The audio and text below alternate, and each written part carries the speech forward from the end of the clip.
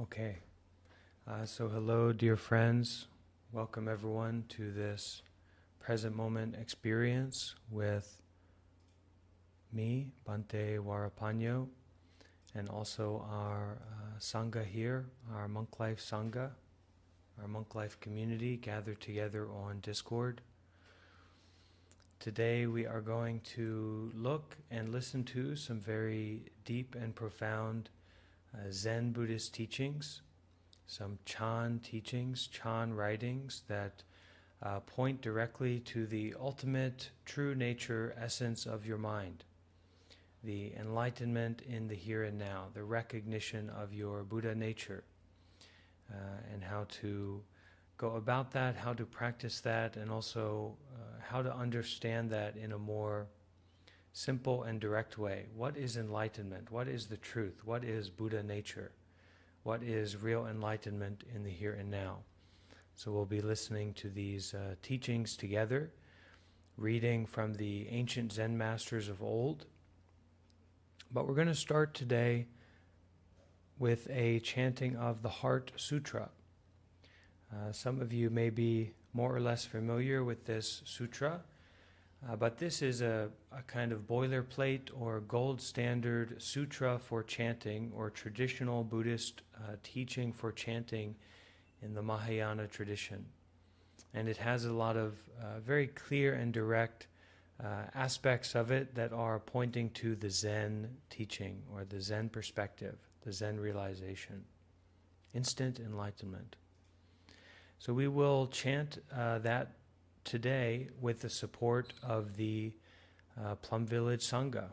So we'll be playing the recording of the monks and nuns of Plum Village, of Thich Nhat Hanh's community, and we will chant along together with them. So I hope that many of you can have the translation, the lyrics of the sutra in front of you. I'll do my best to share it, and we can start by bringing our hands together in kind of a prayer position, and then following along with the lyrics and listening, we can harmonize with the Thich Nhat Hanh Sangha and listen to these very deep and profound teachings. Okay?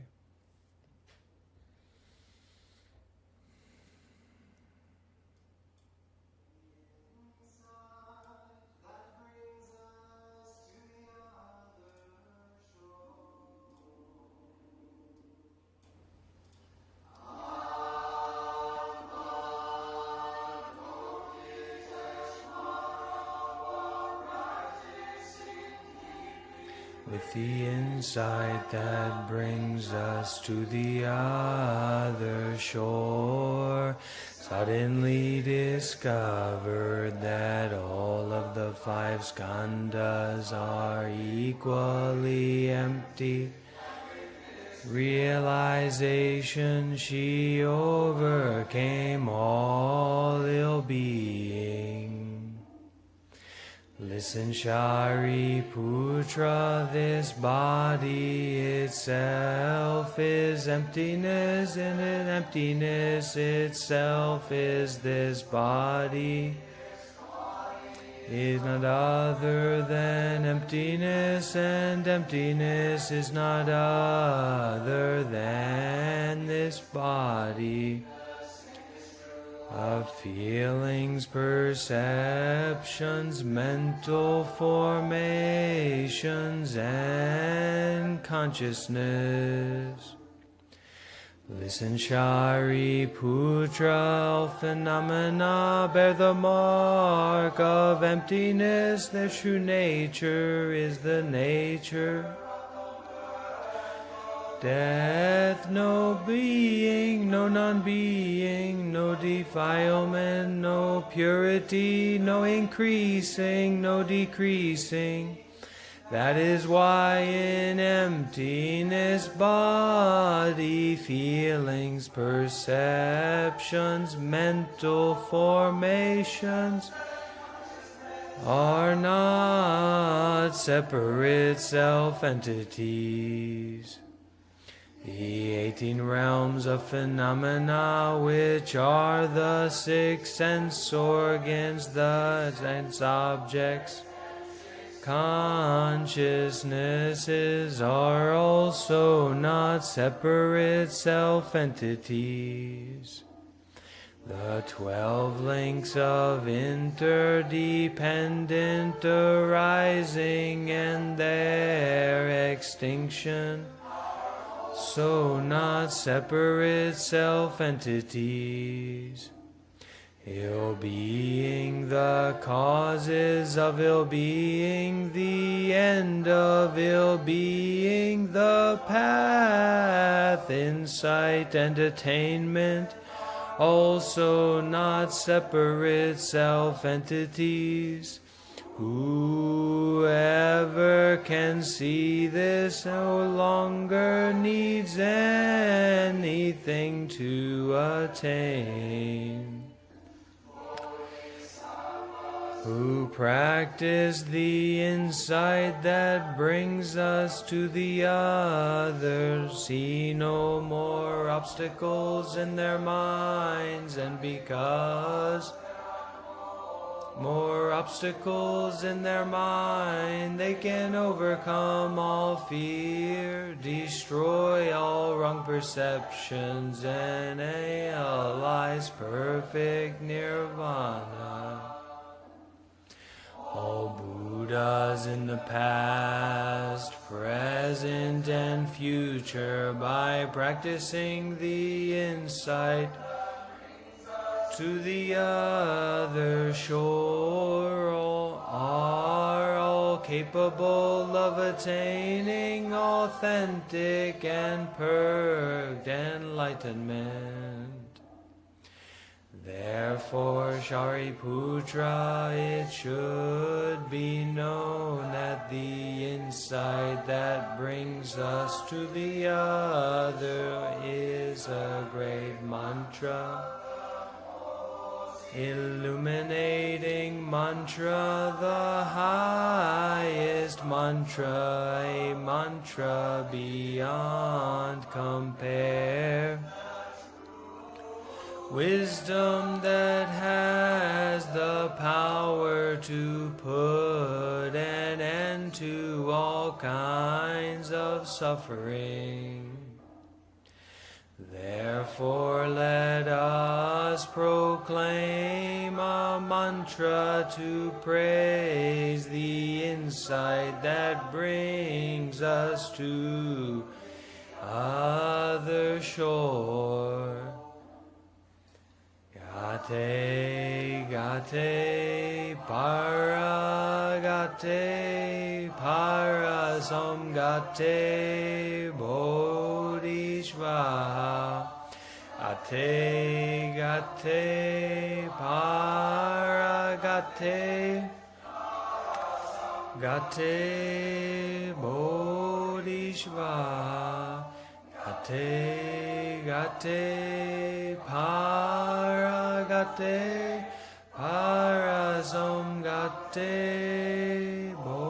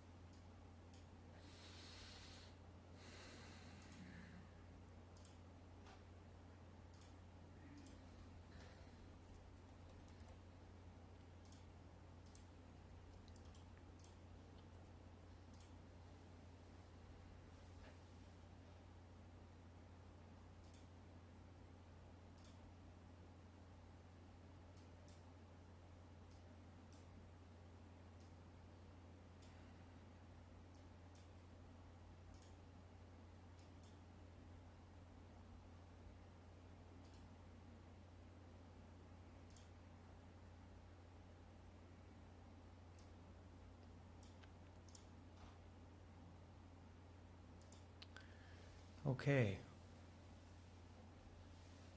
So I'm very grateful, glad that we all have an opportunity to be here. hopefully with a real sense of mindfulness and presence.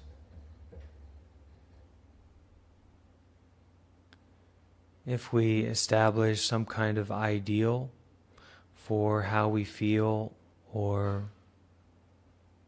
what kind of thoughts we will have, or what kind of experience we will have when we step into the spiritual zone or the Buddha zone, the wisdom zone, we will cheat ourselves out of the wisdom that is most accessible for us, which is the wisdom of impermanence, the wisdom of unsatisfactoriness of mental and physical phenomena, and also the wisdom of no separate self, interbeing, so that everything is kind of going together, even if it's uncomfortable, even if there are mistakes or successes, they are not separate from one another.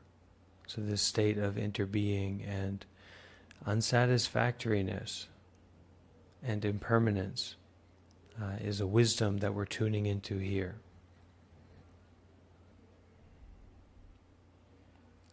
Having chanted the Heart Sutra, which is talking about the inherent Buddha mind, or the inherent Buddha nature of our experience as human beings, and actually anything or anyone,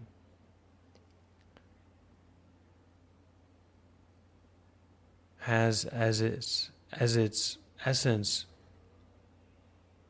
nothing in particular, not something in particular, not someone, not some place, not some situation, but actually freedom, insight, the capacity to recognize our own finishing and our own ending, and our own resolution of what we are attached to and what we may be lost in or stuck in. And this Buddha mind, or this enlightenment potentiality, is shared and accessible for everyone. It is accessible at any moment, any place, any time, any experience. But there is especially the direct experience that we're having right now. That's also a major part of it. If you drink water with your mind in the past, or if you drink water with your mind in the future, you might choke, right? So this present moment experiencing, this direct experience here in the now, is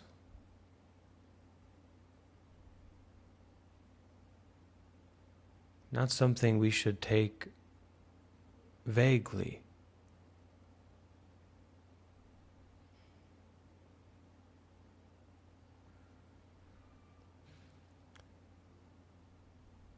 We get comfortable with health and sickness comes. We get comfortable with profit and loss comes. We get comfortable with a certain kind of way of people treating us, and the opposite comes.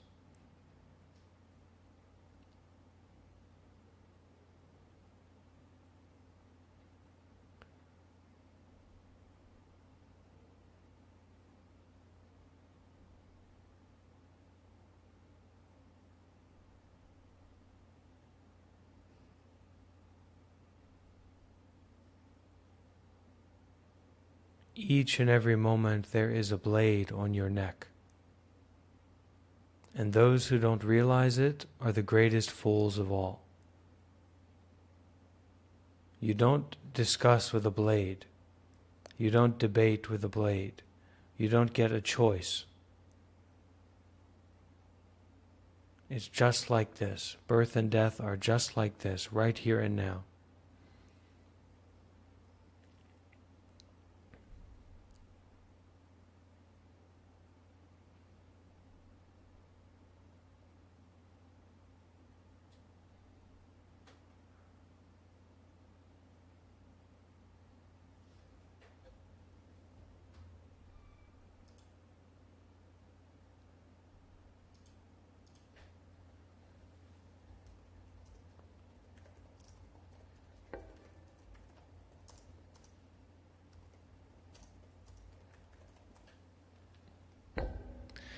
we are looking for, or rather there's this habit energy of grasping, and it just takes over us. It controls us again and again and again and again.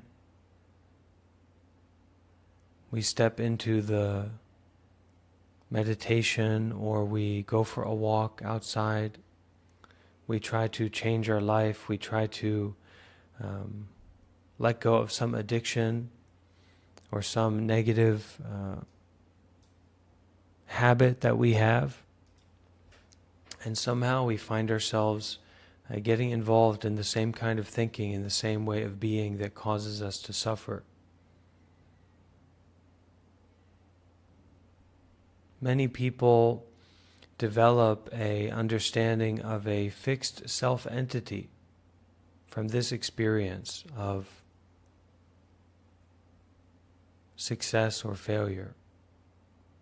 But the reality is that what we are aware of here is just cause and effect. It is not about someone.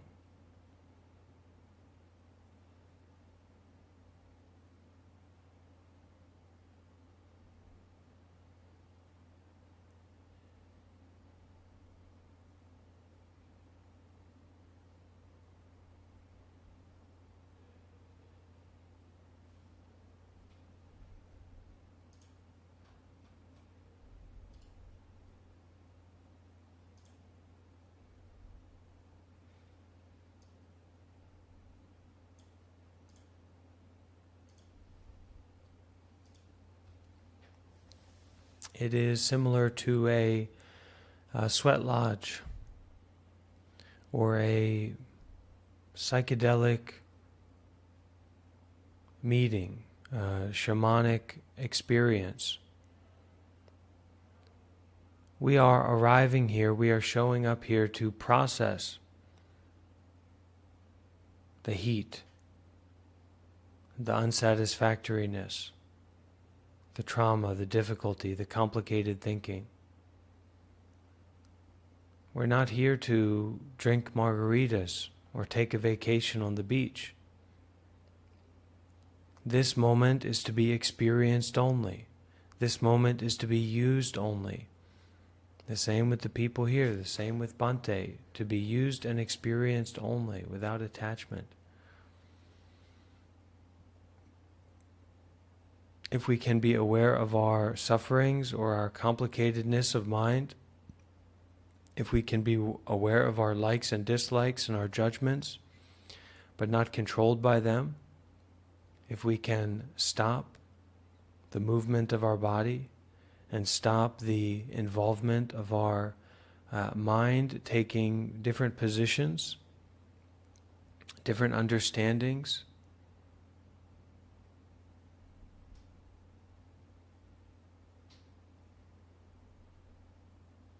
then we can penetrate into this present moment experiencing, and we can start to know a little bit about the truth. And that is what we will concern ourselves with today, is the truth.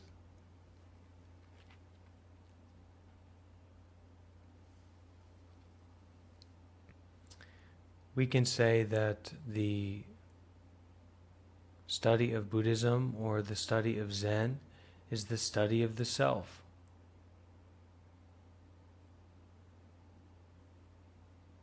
It is to turn the mind around and face present moment experiencing, face reality. What is this? Who is it that is experiencing this? And in the same way that your heart is not beating with words and phrases as its background, so also you don't answer this question with words and phrases, with some story, with some ideas. You answer the questioning with the questioning itself.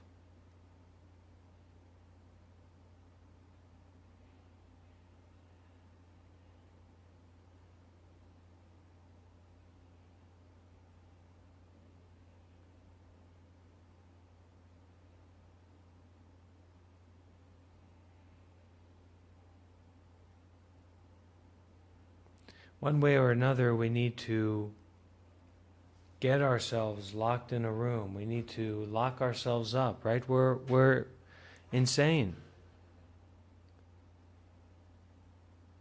We are really suffering and unskillful and mentally unstable, physically unstable. Even before we talk about if we are skillful or unskillful, from the root, this mind is unstable. From the root, this body is unstable. I want it to be healthy, but it can get sick at any moment. I want my mind to be, some kind of fully enlightened or super intelligent or ultimate mind. Well, that's not the mind.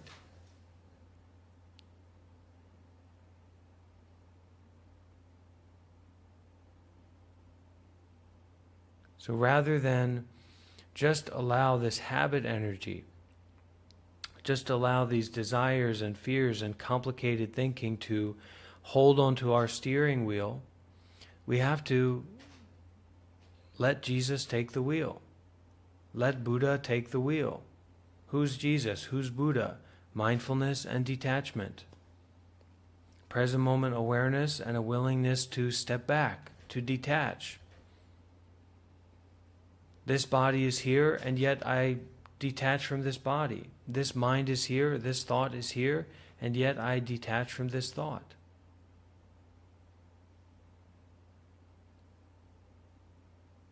I can't stop thinking about this person or this car or this object or this experience, and yet I stop thinking about it. Now, actually, to stop thinking about it or stop being involved with it is not about I. It's about the nature of phenomena to arise and pass away. And to open to that reality is to detach.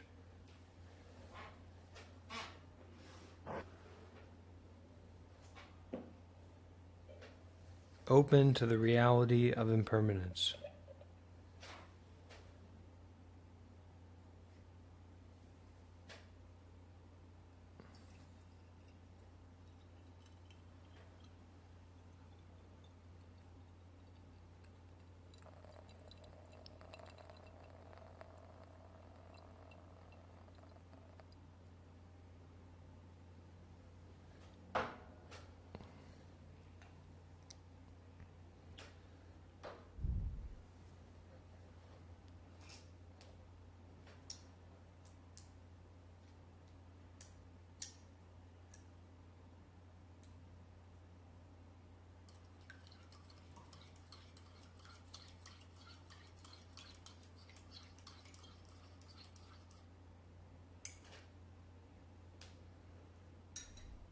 So today we can feel very grateful because we have the good conditions to arrive in the here and now. We have the good conditions to be mindful. We also have the good conditions to experience phenomena, things that we see or hear or feel in the body, under the umbrella of wisdom, under the umbrella of insight, under the umbrella of a recognition of our true nature, which is not someone, not some place, not some time, not some situation. And we can say that this umbrella is the umbrella of the Buddha's original enlightenment, 2,700 years ago.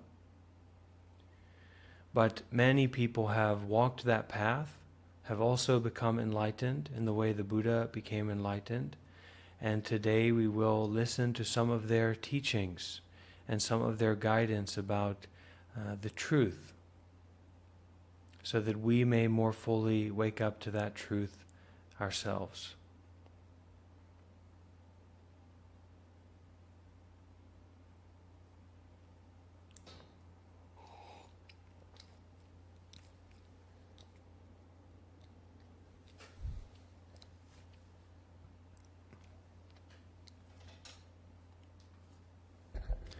From Zen Master Mi-an, Zen Malfunctions. This word Zen means enlightenment. It means the truth. It means the highest level of spirituality that exists. That can be our working definition. Okay? When people study Zen diligently, but do not attain enlightenment, their problem may be in a number of places. It may be in getting bogged down in Zen sayings, so attaching to Zen sayings or attaching to truth sayings, wisdom sayings. Okay, so Zen malfunctions. When people study Zen diligently but do not attain enlightenment, their problem may be in a number of places. So when people are sincerely and seriously concerning themselves with the truth, or meditation, or wisdom, developing a true insight into the essence, the ultimate,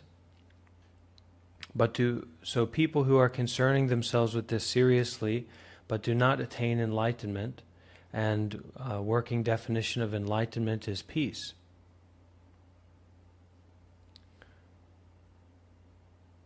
Real peace is interpenetrative. Real peace is peace. You can be in pain and be at peace. You can be experiencing pleasure and be at peace.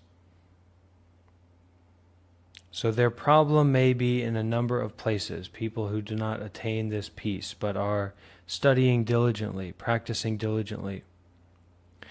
It may be getting bogged down in Zen sayings. It may be in sitting transfixed in a realm of surpassing wonder. So sitting in this realm of wonder and awe. It may be an empty formlessness, so an attachment to this kind of state of emptiness or formlessness. It may be in keeping Zen or Buddhism on one's mind, so generally attaching to the notion or the idea of Zen or Buddhism.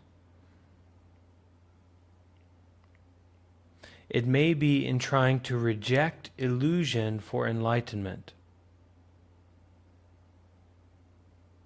So the problem may be in trying to get rid of some complicated thought, complicated situation, some story, some aspect of themselves or the world, or some suffering that they have, trying to reject illusion for enlightenment.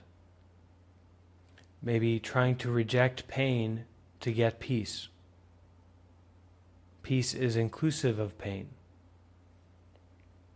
It may be in not having met a real enlightened teacher at the outset, and thus having been drawn into a nest of complications. So this is a point that often gets brought up in the Zen teachings, the Chan teachings, and this goes along with the historical Buddha, right? Most of the people who attained enlightenment, or all of them in that time after the Buddha, came across the Buddha, came across a real enlightened teacher. So one of these problems that someone may be practicing seriously, but they may have not met a real enlightened teacher at the outset, kind of at the foundation point of their practice, and thus have been drawn into a nest of complications. I always like to tell people real spirituality is about simplicity, stability, accessibility, actionability, depth, not about complicatedness.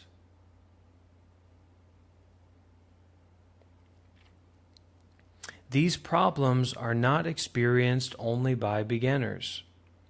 Even ancient Zen masters, who had thoroughly understood the basic mind and seen into its fundamental nature, realized the original state, but still did not understand the whole truth.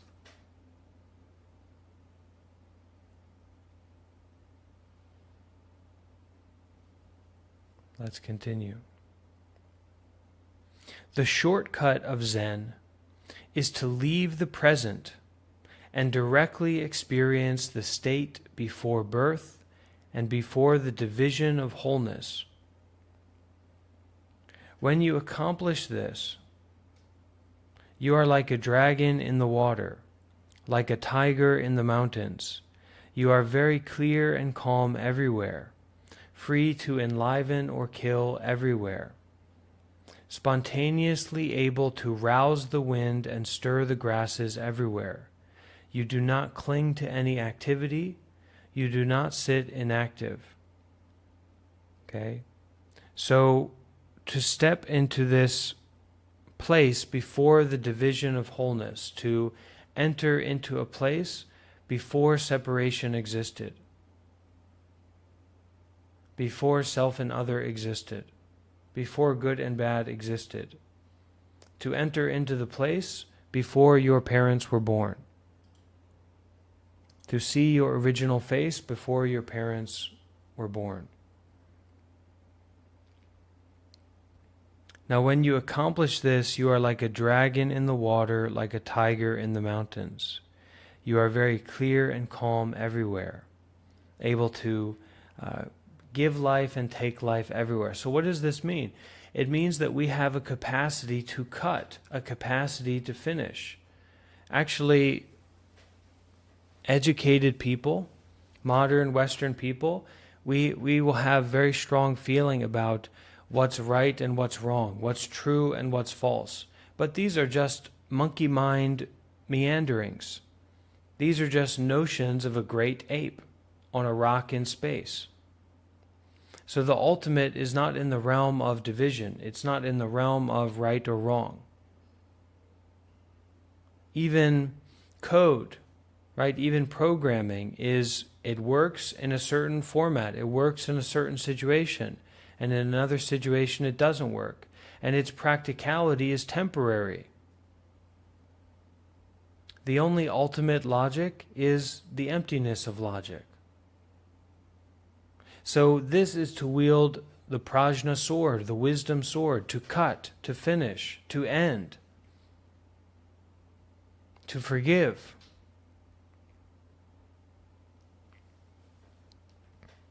When you accomplish this, directly experiencing the state before birth, before the division of wholeness, when you accomplish this, you are like a dragon in the water, like a tiger in the mountains. You are very clear and calm everywhere, free to enliven or kill everywhere, spontaneously able to rouse the wind and stir the grasses everywhere. You do not cling to any activity. You do not sit inactive. This is like cutting a piece of thread and dyeing a piece of thread. When one is cut, all are cut. When one is dyed, all are dyed. From top to bottom, the whole thing is a huge door of liberation. Now Buddhist truths and things of the world have become one.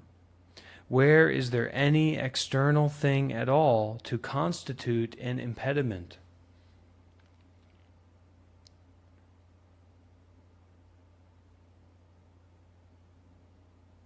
This is the joy, the ultimate of Zen.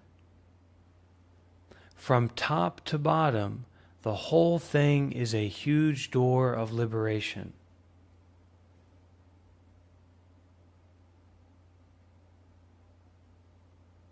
Knock, knock.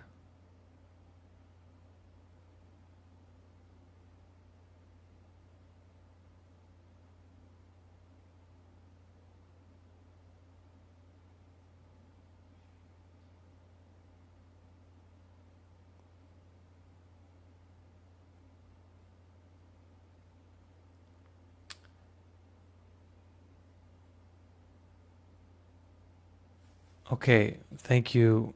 Thank you, Chris, but I couldn't hear that. So, well, Paul said who's there. What's going on here? Maybe I'll put this headphone in here and I'll be able to hear. Okay, let's try that again. Knock knock. No one.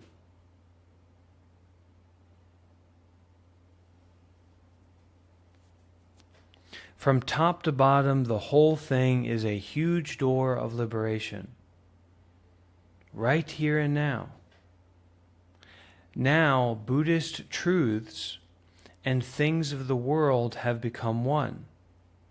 Where is there any external thing at all to constitute an impediment? Every phenomena, every object, every experience, every point of laziness, every point of eating or sleeping or keeping precept or breaking precept is a part of this huge door of liberation. It's just a matter of you being willing to knock. At that time, now Buddhist truths and things of the world have become one. Where is there any external thing at all to constitute an impediment? The good and the bad are entry points. The bitter and the sweet are entry points. Success and failure are entry points. Entry points to this huge door of liberation. Not even one. Not two, not even one. Not even the one. A huge door of liberation. Also, don't cling to the one. Don't cling to that. We're all one. We're all no one. This is the truth of interbeing.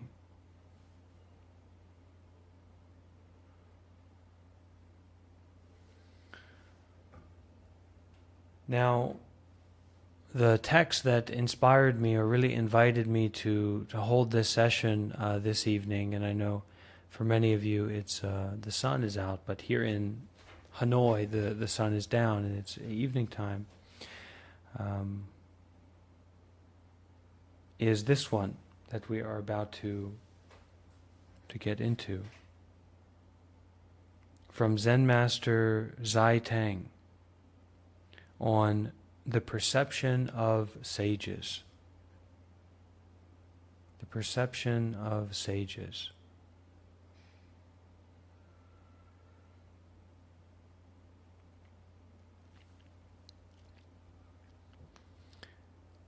The scripture on infinite light says, rivers, lakes, birds, trees, and forests all invoke Buddha, truth, and communion. All phenomena invoking communion, invoking unification, invoking truth, invoking oceanic quiescence. In a moment of awareness without discrimination, great wisdom appears. Why do you keep cheating yourself? Why do you keep deceiving yourself? Why do you keep running around in circles chasing your own tail? Waiting for some special experience, some enlightenment, some power, some deep understanding. This is all in the realm of contrived action, convoluted mud.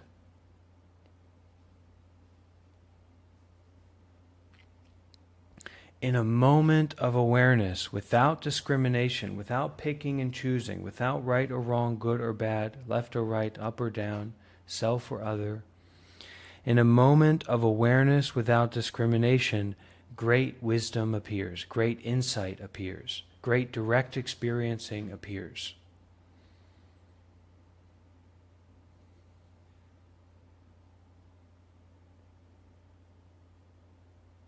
This is like pouring water into the ocean, like working a bellows in the wind. This teaching, this advisement, this encouragement is like pouring water into the ocean, like working a bellows in the wind. This Buddha nature, this Buddha mind, this non-discrimination is everywhere. Even before you recognize it, you are already in it. Even before you enter into the ocean or the body of water, you are already the water, literally. You are already that body of water.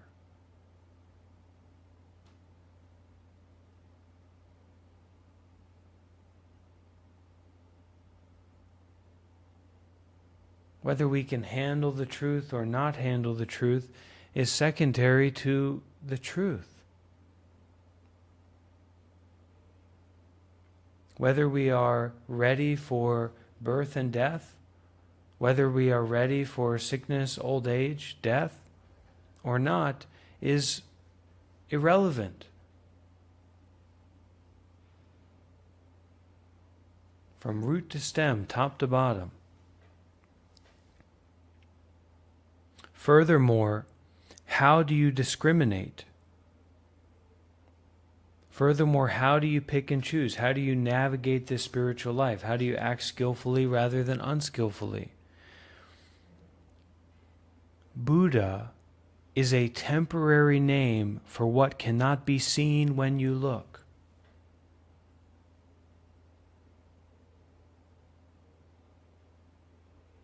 Buddha is a temporary name for what cannot be seen when you look, what cannot be heard when you listen, whose place of origin and passing away cannot be found when you search.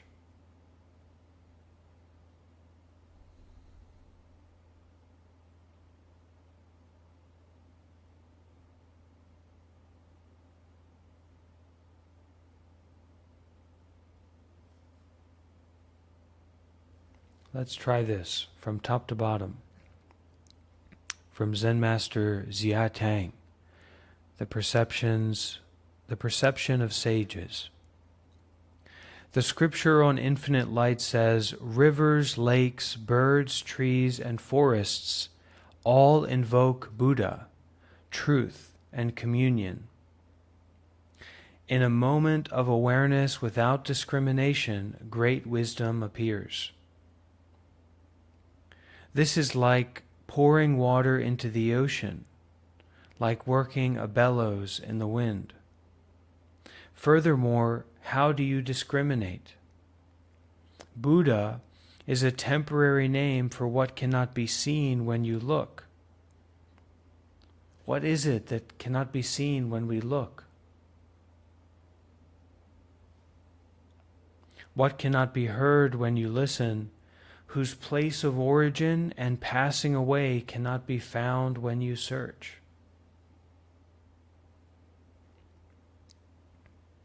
It covers form and sound, pervades sky and earth, penetrates above and below. There is no second view, no second person, no second thought. It is everywhere in everything, not something external. Not something, not someone, not some place, not some time, not some situation.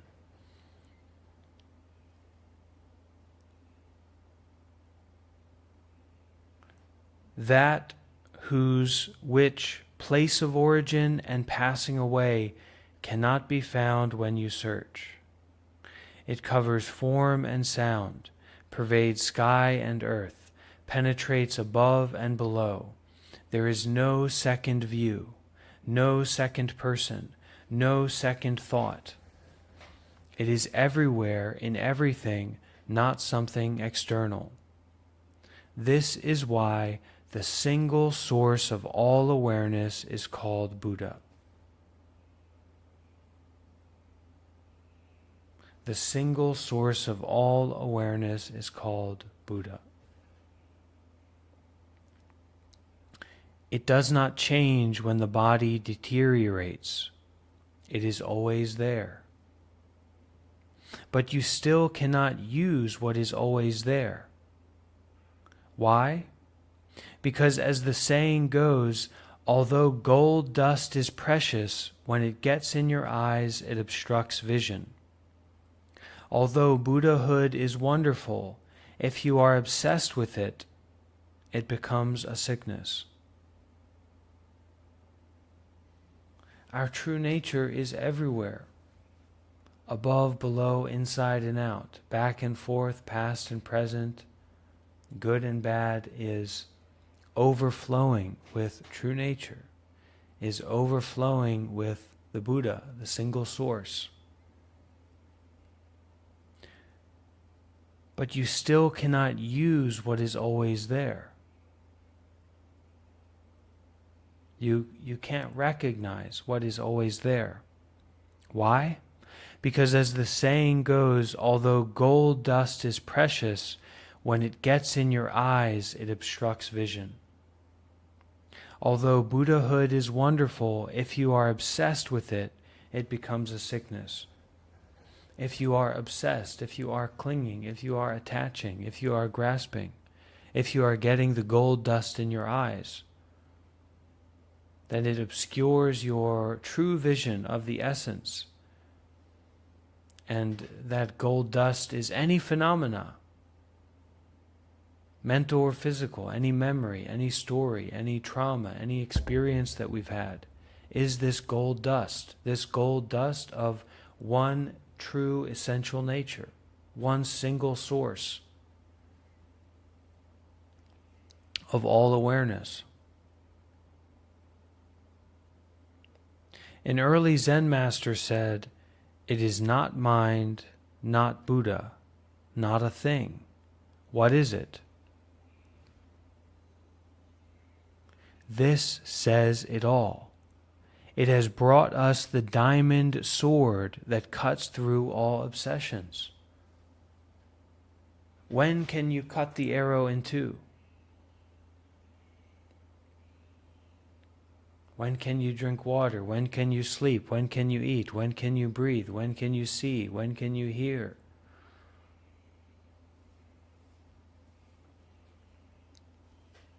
An early Zen master said, "It is not mind, not Buddha, not a thing. What is it?" This says it all. It has brought us the diamond sword that cuts through all obsessions. Now, the ocean and the sky and the sunlight is also this diamond sword. And reality, in terms of birth and death, in terms of impermanence, is a diamond sword that always has its blade on our neck, on our clavicle, ready to slice us right in half. This is the nature of the infallibility, the irrelevance of your obsessions, whatever they are.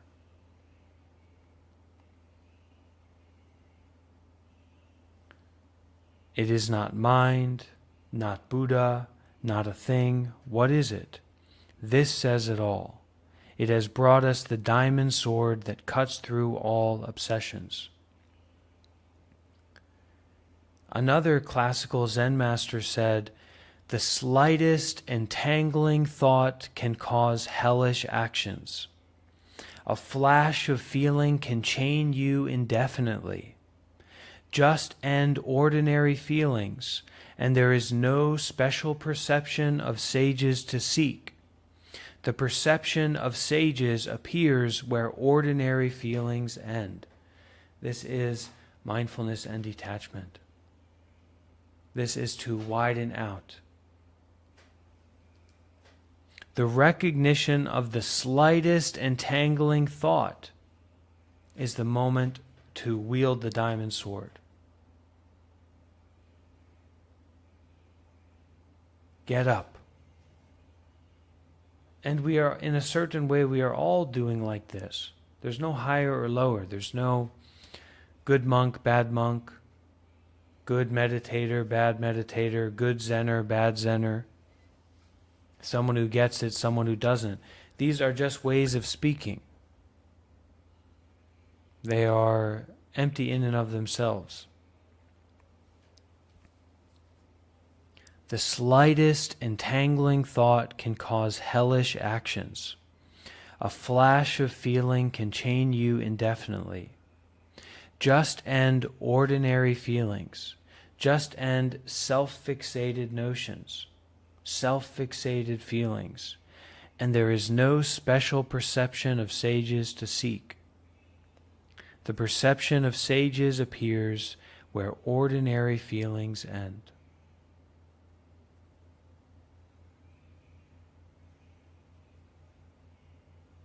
Okay. A clear prescription, and then we will open it up for question and answer. Okay? Breaking habits. To learn to be a Buddha, first you should break through the seeds of habit with great determination. And then be aware of cause and effect so that you fear to do wrong. Transcend all mental objects. Stop all rumination. Stop all rumination. Don't let either good or bad thoughts enter into your thinking. Forget about both Buddhism and things of the world. Let go of body and mind like letting go over a cliff. Be like space, not producing subjective thoughts of life and death or any signs of discrimination. If you have any views at all, cut them right off and don't let them continue.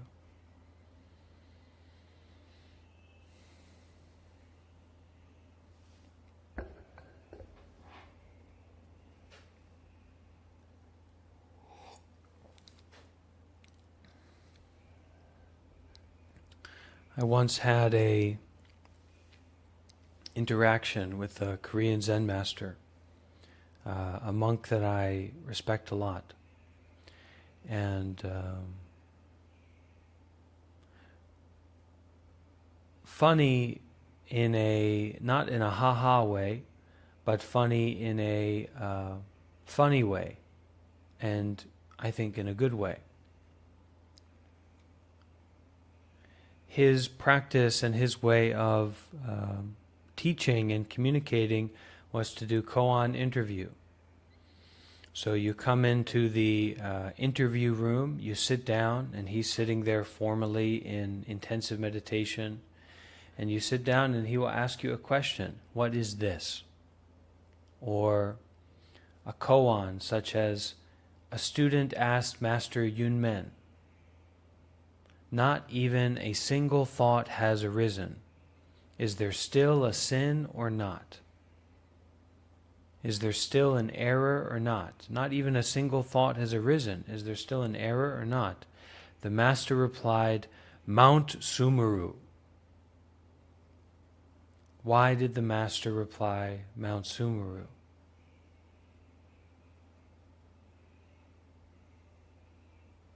So, anyway, this method is more or less comfortable for certain people in certain situations.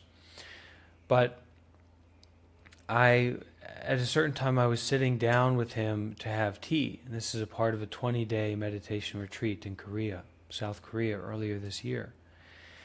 And he brought up a question to me, a kind of challenge, a koan to pass.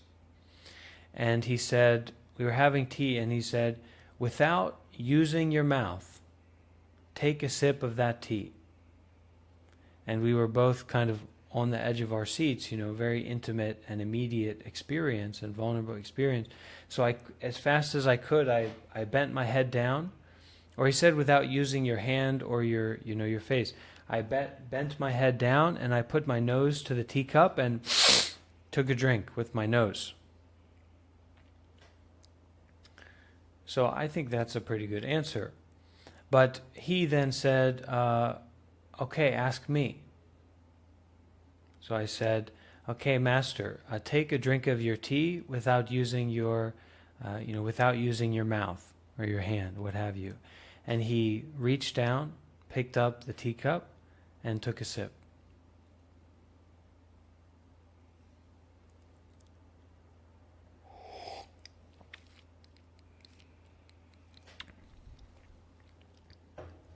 Okay, anyone have a question? Anyone have a question or something they like to share about what we read today, what we listened to today?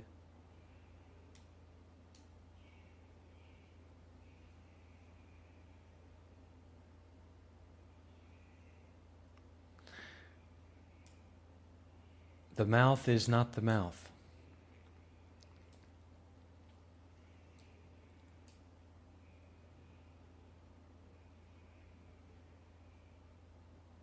Someone is not someone.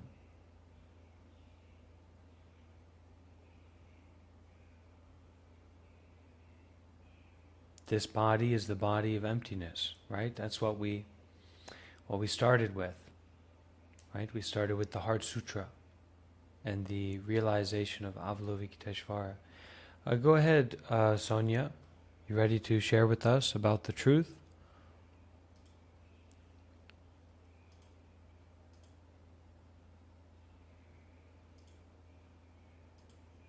Cannot hear you.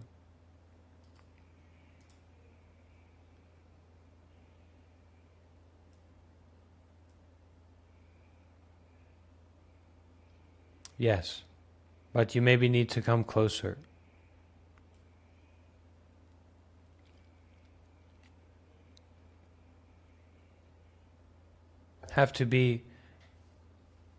Maybe you have to, still breaking up a little bit, so might need to come even closer. Or hold the phone up to your, yeah.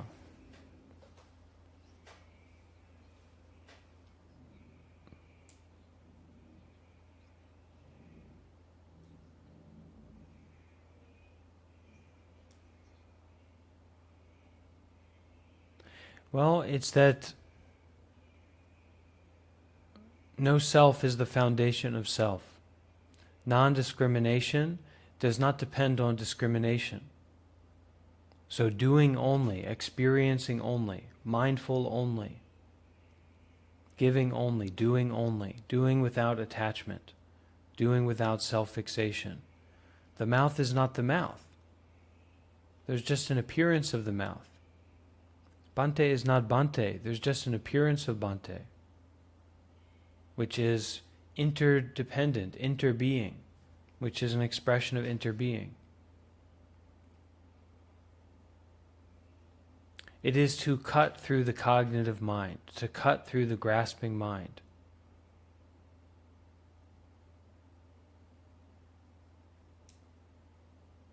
And we don't understand.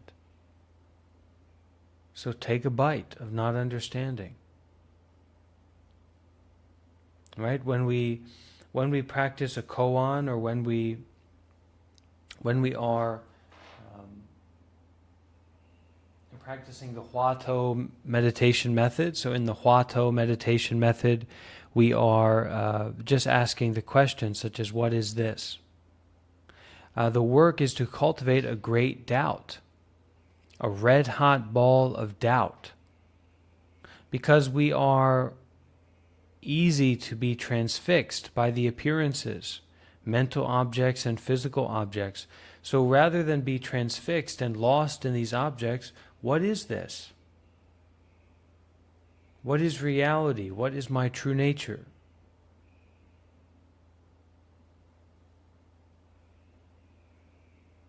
And no one can tell us that or show us that. We have to see it for ourselves. We have to experience it for ourselves because it's inside of you. You can't get it from outside.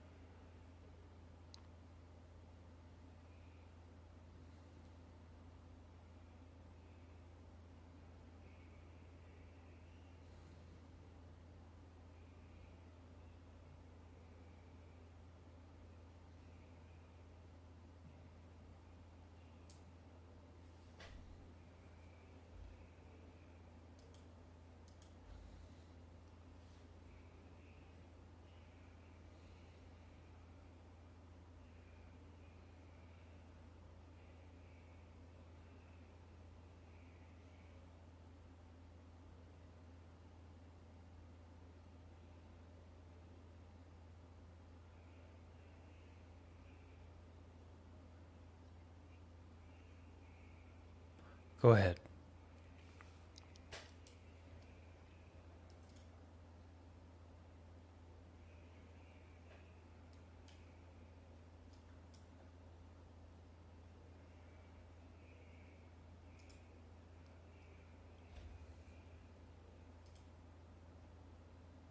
Nirvana is desire. Nirvana is delusion. You are attached to delusion. So you need to practice more mindfulness and detachment. You need to detach from your ideas and beliefs about Buddhism. What you think is nibbana or truth is samsara and delusion. You have become mixed up, confusing ignorance and attachment for the practice of mindfulness and detachment. Buddhism is not to be understood intellectually.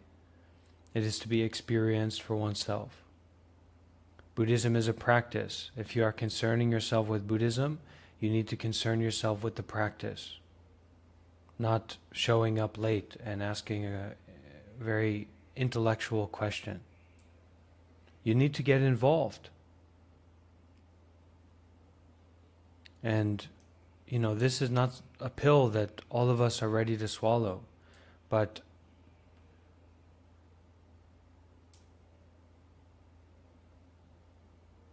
it needs to be said. It needs to be brought up.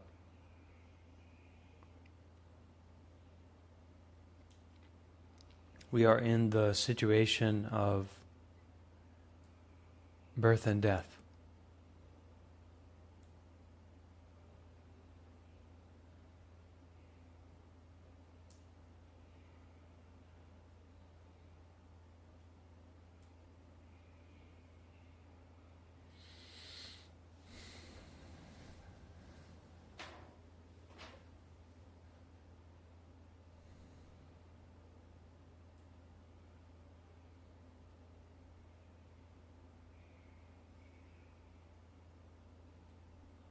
It takes time to practice and to develop and to continue.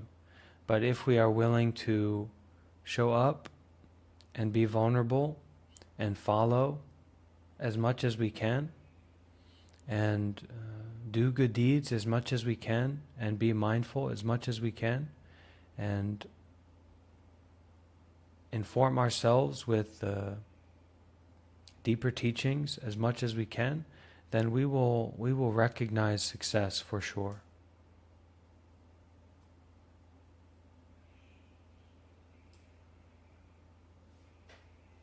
Do you want to have a question, Brian?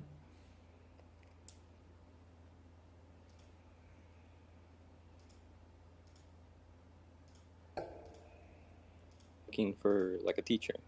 Like, is there a point where Immediately you need to find a teacher, you need to find a Sangha, you need to find a community.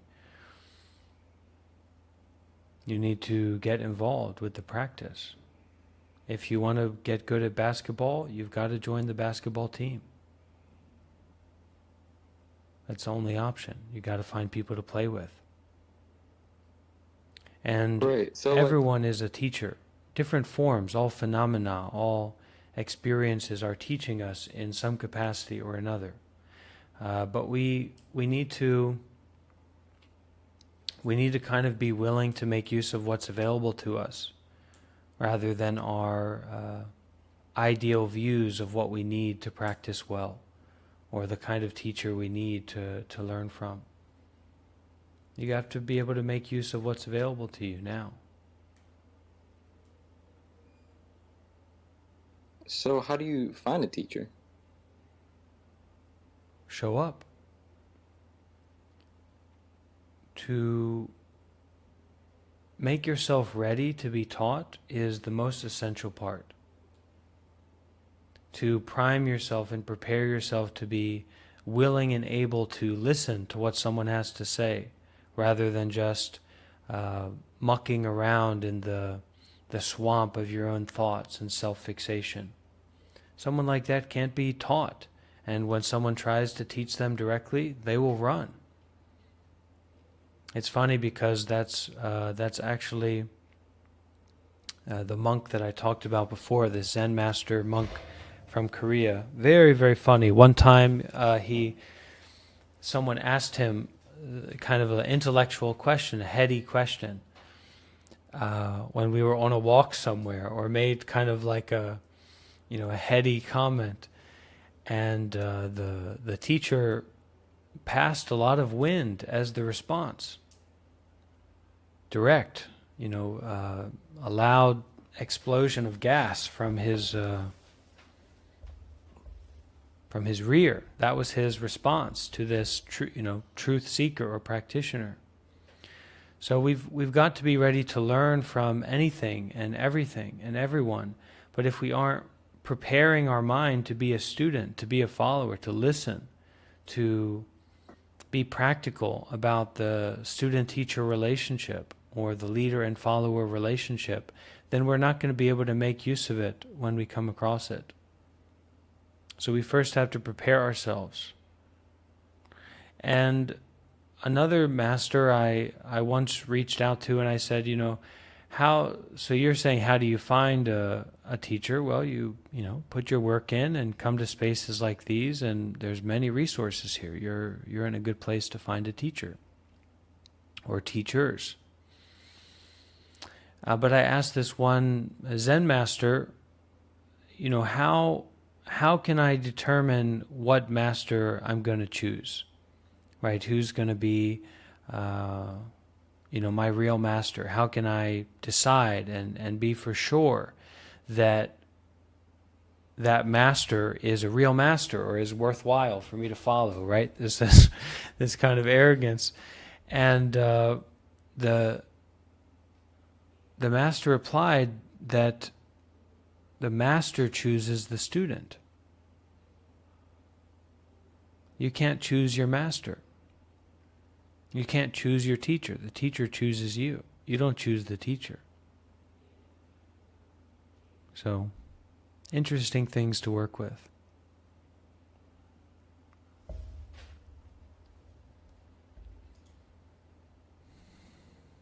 I don't do, maybe at some point I will create a structure for more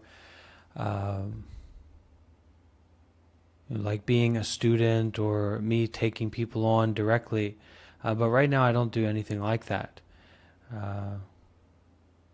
Some people reach out to me more or do their best to stay close to me so that they can put themselves in the role of a student or a follower. So naturally I'm going to meet them where they're at.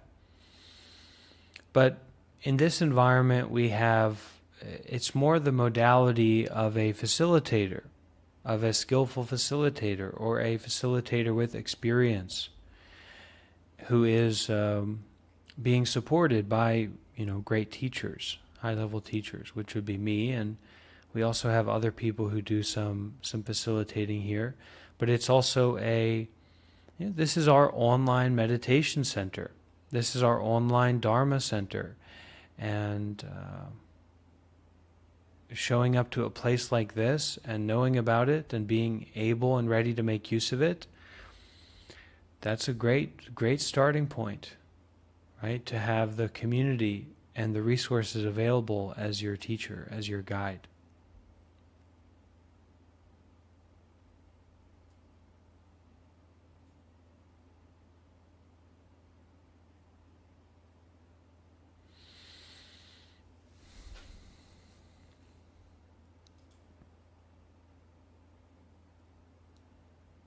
That's right, Rashim. That's a good example. You've got to be brave. You've got to put yourself out there. You've got to be ready to disobey the teacher if you want to find a teacher or have that, deepen that relationship. You've got to be ready to give up what you expect and what seems appropriate.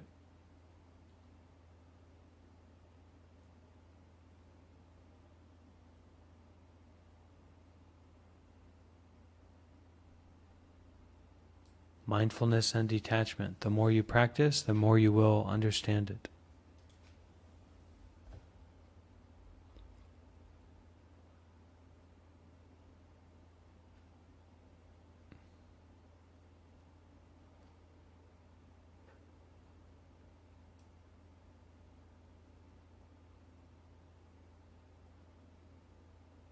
Focus on meditation, mindfulness, generosity, good deeds, and precepts. And also concerning yourself with the Buddha, the Dhamma, and the Sangha. So concerning yourself with groups like this, concerning yourself with the deeper teachings, which are accessible and mostly secular, right? The teachings that you can understand that are deep and profound. And concerning yourself with the Buddha, that's your capacity to wake up. So like you have a real capacity to do this, to be free, to penetrate. And concerning yourself with the Sangha, which is the community of well-minded practitioners. So this is how we move forward. It's not necessarily about Buddhism, but we're also not rejecting Buddhism. We're not rejecting the Buddhist community or the Buddhist teachings. We're just not attaching to them.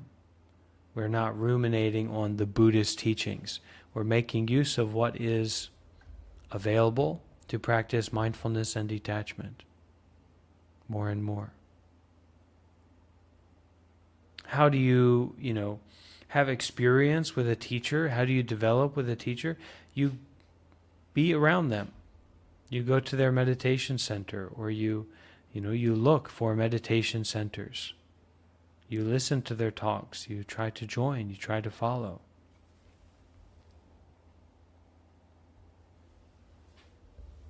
And certainly, one teacher isn't enough. Could be, but it's certainly not like that. You find this one teacher and now you just lose yourself in that. But keep opening, keep exploring, keep practicing. Keep widening out, keep brightening out.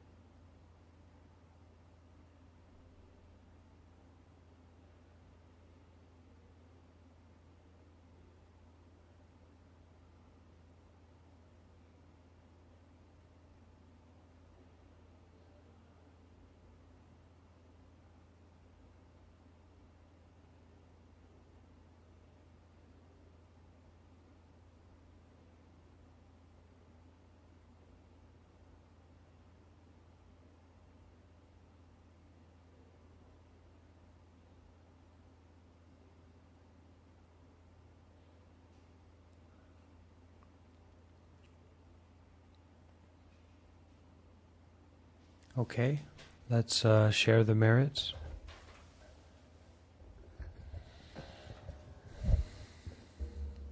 Everyone can bring their hands together and repeat after me.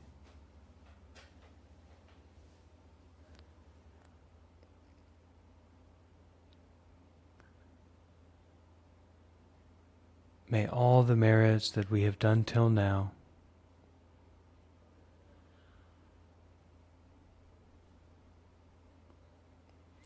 be dedicated and shared out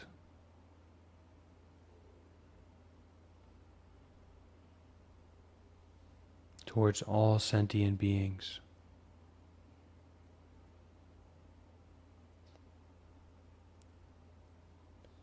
May all sentient beings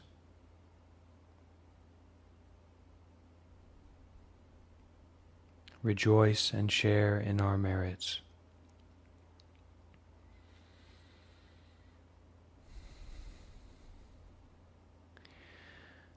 Sadhu,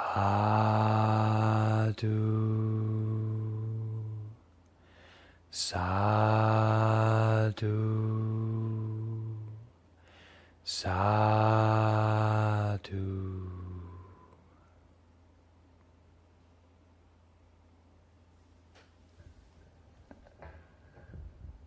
Okay, dear Sangha. See you again soon. Be well.